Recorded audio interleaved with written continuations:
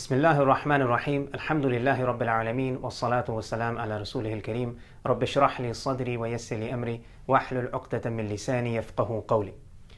So in these times that we live in, oftentimes we wake up to depressing news, to news that's very difficult to listen to or to read about. So it's important to remind ourselves to always keep our eyes on the prize, destination Jannah. So regarding this, I'd like to share one hadith today, narrated in Sahih Muslim. The Prophet ﷺ describes the marketplaces in Jannah, the shopping malls, the bazaars. He says, "Inna fil jannati lasuqan, ya'tunaha kulla al-jumu'ah, فتهب ريح الشمال فحثوا في وجوههم وثيابهم فيزدادون حسنا وجمالا."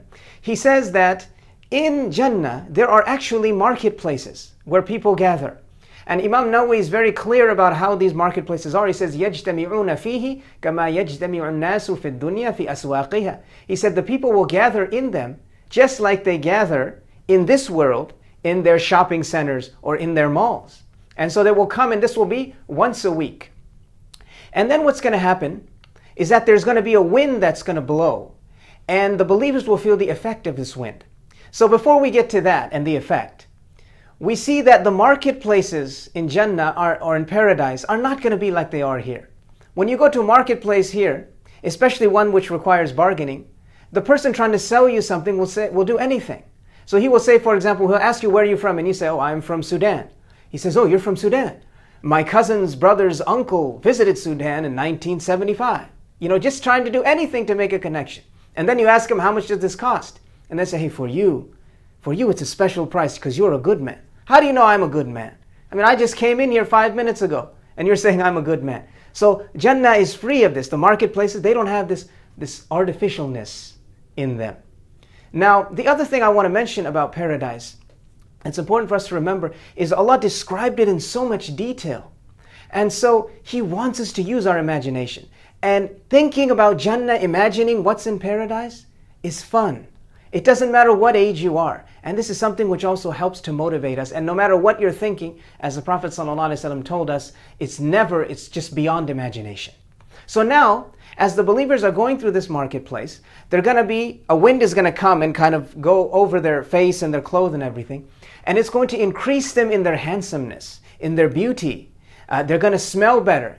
They're going to look better. And then they're going to return to their family. And their family will say to them, "Wallahi, لَقَدْ ازْدَدْتُمْ حُسْنًا وَجَمَالًا." They will say to them, "We swear by Allah, you look good. You look better. You've increased in your beauty, in your handsomeness."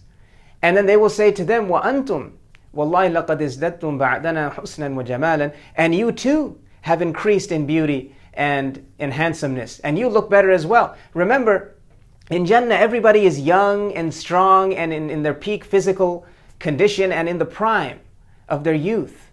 But this wind will actually increase it, so it's like perfection on top of perfection, which is an incredible concept that we can only imagine and fathom that's going to happen in the perfect place in paradise. And again, the phoniness is not going to be there. See, in this life, if somebody comes to you, for example, with an ugly sweater on, and they're really excited, say, "What do you think of my sweater?" And you say, "Well, it looks different," right? Because you don't want to break their heart. But when the believers are complimenting each other here in paradise, there's nothing phony about it. Remember that paradise is free of all spiritual impurities and all physical impurities. So everything is pure. None of these things are there.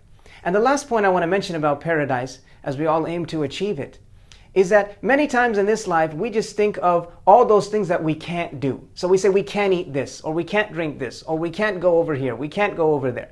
We shouldn't think of it like that. We should just think that we have some restrictions. We can do everything with just a few restrictions. And in exchange for that, Allah subhanahu wa ta'ala will give us a place in paradise, inshallah, a place where you just eat and drink for the pleasure of eating and drinking. There's no heart disease, there's no indigestion, there's no having to use the restroom. It's all just for the pleasure of doing things. So ask Allah subhanahu wa ta'ala to make all of us from the people of Jannah, and ask Allah subhanahu wa ta'ala to gather us all together in the marketplaces of Jannah. Wa akhiru da'wahum anil hamdulillahi rabbil alameen.